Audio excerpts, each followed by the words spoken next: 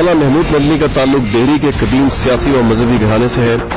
آپ جمعیت علماء ہند کے مرکزی رہنما اور ممبر پارلیمنٹ ہیں۔ پاکستان میں آپ کی شہرت سابق صدر پرویز مشرف سے جارحانہ انداز میں کی گئی گفتگو بنی۔ مشرف صاحب، پاکستان کی جتنی ٹوٹل پاپولیشن ہے اس سے زیادہ پاپولیشن میں انڈین مسلمس یہاں رہتے ہیں، یہ آپ کو معلوم ہونا چاہیے۔ ہاں مجھے معلوم ہے جی۔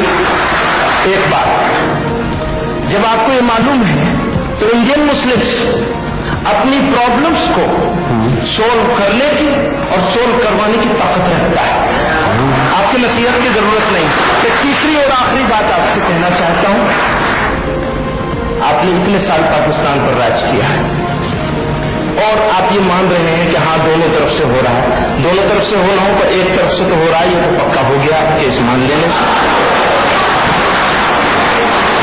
آپ سب کام کریے، انڈیا کی جو یہ سول سوسائٹی ہے، اس سول سوسائٹی میں ٹوٹل پاپولیشن کے 70% سے زیادہ، میں احتیاط سے کہہ رہا ہوں 90% سے زیادہ، 70% سے زیادہ لوگ ایسے ہیں جو انڈین مسلمس کے ساتھ ان کی پرابلم کے لیے لڑنے کے لیے تیار ہیں ہمیشہ، اور میں کسی ریمارک سے پلیز، چاہے یہاں کریں اور چاہے پاکستان میں رہ کر کے کریں، انڈین مسلمس کو ایلیمینیٹ کرنے کی کوشش نہ کریں پلیز۔ Thank you. مجھے بڑی خوشی ہے جو آپ کہہ رہے ہیں، اگر یہ صحیح ہے بالکل مجھے بہت خوشی ہے، مجھے بہت خوشی ہے۔ انشاءاللہ تعالی آپ کی کنڈیشن بہت اچھی ہوگی اور بہت صحیح طریقے سے حل ہو جائیں گے پرابلمس۔ مجھے ایک سبجیکٹ دیا گیا ہے، وہ جو پیچھے بیٹھے ہیں، مجھے یہ سبجیکٹ دیا گیا ہے چیلنج آف چینج، ٹھیک ہے نا جی؟ میں اس سبجیکٹ کے بارے میں اپنی رائے رکھتا ہوں اور میں وہ رائے بڑی اوپنلی دینے میں بلیو کرتا ہوں۔ آپ نے بھی سننے کی ہمت ہونی چاہیے جتنا مجھے بولنے کی ہمت ہے، اور اگر آپ کو اس کی سننے کی ہمت نہیں ہے تو ٹھیک ہے، میں آئی ٹیک مائی ورڈ بیک۔ آپ بہت خوش رہیں اپنی حالت میں، اور بالکل جو آپ کہہ رہے ہیں انشاءاللہ اگر ٹھیک ہے تو میرے سے زیادہ خوش آدمی کوئی نہیں ہے۔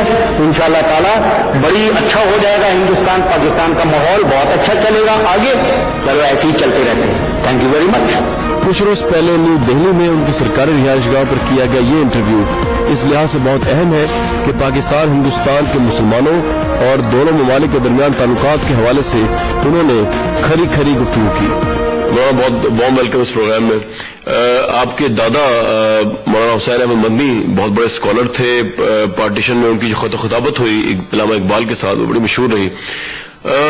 پارٹیشن پہ لے کے مسلمانوں میں یہ دو اسکول آف تھاٹ کیوں تھے کہ مذہب کے نام پہ نیشنلزم جو ہے وہ جائز ہے، جو کہ قائد اعظم محمد علی جناح سوچتے تھے، اور آپ کے دادا سوچتے تھے کہ مذہب کے نام پہ جو ہے وہ ڈویژن نہیں ہو سکتی، یہ کیوں تھی؟ دیکھیے دو باتیں ہیں اس میں۔ جہاں تک مذہب کا سوال ہے تو اسلام تو دعوتی مذہب ہے، اور عالم اسلام جو وجود میں آیا وہ غیر مسلموں کے علاقے میں مسلمانوں کی آمد و رفت، جا کر کے ٹھہرنا، ان کے علاقوں میں قیام پذیر ہونا، اور پھر اس کے نتیجے میں آبادی کا اسلام کی خصوصیات سے متاثر ہو کر اسلام لانا۔ یہ فلسفہ کہ مسلمان کسی کے ساتھ نہیں رہ سکتا، یہ بنیادی طور پر غلط ہے۔ سینکڑوں ہزاروں سال سے مسلمان اس علاقے میں رہتے چلے آئے تھے، اور اس مدت قیام میں بہت سارے ایسے لوگ جو اسلام کی روشنی سے محروم چلے آ رہے تھے، اللہ نے مسلمانوں کے ساتھ رہنے کی وجہ سے ان کو ایمان کی دولت سے نوازا۔ ہماری لاکھوں مسجدیں، قبرستان، مزارات، ہمارے مدرسے، ہماری تحریکات سب اس علاقے سے وابستہ، اور پورے اس بر صغیر میں پھیلی ہوئی تھی۔ اس بڑے علاقے سے مسلمان کو اٹھا کر چھوٹے علاقے میں لے جانا یہ بنیادی طور پر غلط تھا۔ پھر اس کے بعد سیاسی طور پر بھی اگر آپ دیکھیں تو ہندوستان کا یہ پورا بر صغیر ہے، مختلف رنگ، مختلف نسل، مختلف کلچر اور مختلف لینگویج اس خطے میں پائی جاتی ہیں، اور ہر خطے میں ہر مذہب کے لوگ پائے جاتے ہیں۔ جب آپ کسی خطے میں کے لوگوں کو ایک جگہ لے جائیں گے اور دوسرے خطے کے لوگوں کو بھی لے جانے کی کوشش کریں گے تو یہ کلچرل ڈفرنس جو ہے یہ کانفلکٹ پیدا کرے گا۔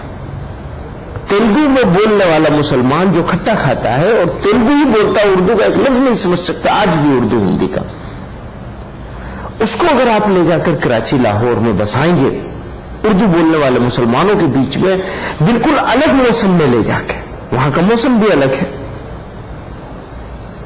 تو وہ نہ تو وہاں کے لوگ اسے ایکسپٹ کر پائیں گے، ضم کر پائیں گے، اور نہ ہی وہ لوگ اپنے آپ کو اس سوسائٹی میں ٹھیک سے مرج کر سکیں گے۔ تو سیاسی طور پر، معاشی طور پر وہ مزدور مسلمان ہے جس کو آپ لے جانا چاہتے ہیں اسلام کے نام پر، ایک خطے میں لے جانا چاہتے ہیں، اس کے لیے ٹرانسفر کرنا بھی مشکل ہے، اس جگہ سے اس جگہ جانا بھی، کیونکہ ایک وقت کی روٹی وہ کماتا ہے، دوسرے وقت کا اس کے پاس ہے نہیں کمانے کے لیے، تو سفر کر کے آندھرا سے وہاں کیسے جائے گا، یا کنڑ بولنے والا کرناٹک سے کیسے جائے گا؟ تو یہ جو پریکٹیکلی بھی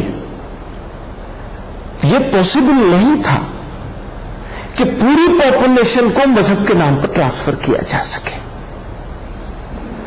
اور بنیادی طور پر بھی یہاں کے رہنے والے لوگ ایک سوسائٹی اور ایک سوچ کے لوگ ہیں، ان کو الگ الگ کرنا اس طرح سے یہ ممکن نہیں۔ اچھا مولانا صاحب، پھر دو باتیں آ جائیں گی۔ ایک تو میں جاننا چاہوں گا کہ اسلام میں یہ جو کانسیپٹ ہے ہجرت کا، کہ جب اگر کمیونٹی کوئی سوچے کہ ان پہ زمین تنگ کر دی گئی تو ہجرت تو خدا کی راہ میں ایک امپورٹنٹ قدم ہے نا، اور جسٹیفائڈ ہے، تو اس کانٹیکسٹ میں جو لوگ ہجرت کرتے ہیں مولانا، وہ بھی اپنے موسم کو چھوڑ کے دوسرے موسم میں جائیں گے، اپنی زمین کو چھوڑ کے دوسری زمین میں جائیں گے، اپنے پھل کو چھوڑ کے دوسرے پھل میں جائیں گے۔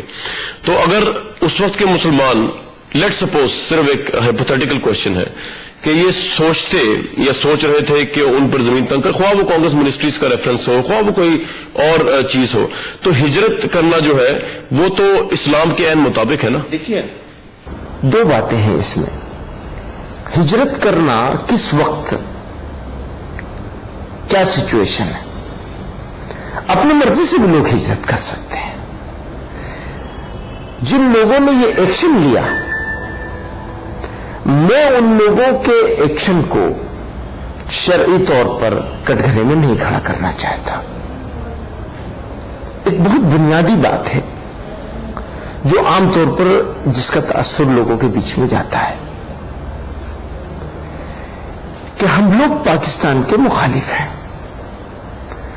ہم لوگ اس وقت نظریے پاکستان کے مخالف تھے، ٹو نیشن تھیوری کے مخالف تھے، آج بھی ہم ٹو نیشن تھیوری کے مخالف ہیں۔ جہاں تک پاکستان کا سوال ہے، میں پورے اعتماد کے ساتھ اس بات کو اپنے حکمراں لوگوں کے بیچ میں بھی اور اپنی پبلک کے بیچ میں بھی کہتا ہوں، strong, stable and peaceful Pakistan, اور کیجیے گا، strong, stable and peaceful Pakistan کی جتنی ضرورت پاکستانیوں کو ہے اس سے زیادہ ضرورت ہندوستان کو ہے۔ واپس جاتا ہوں میں اس جگہ پہ جہاں پہ آپ سوال تھا، ہجرت کے سوال پہ۔